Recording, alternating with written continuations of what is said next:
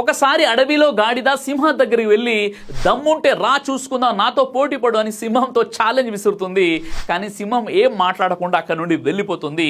అక్కడే పక్కన దాక్కుని ఇదంతా చూస్తున్న నక్క సింహం దగ్గరికి వెళ్ళి నువ్వు గాడిదకు భయపడి వెళ్ళిపోతున్నావా అని సింహంతో అంటుంది.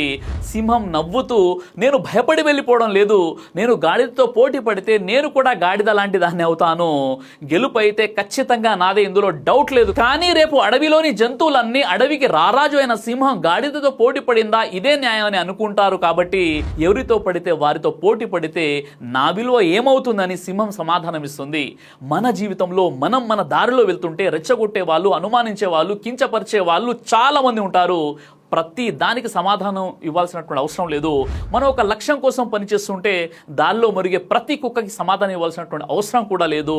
మీ ఫోకస్ అంతా కూడా మీ లక్ష్యం మీదే ఉండాలి. మీ విజయమే వారికి సమాధానం.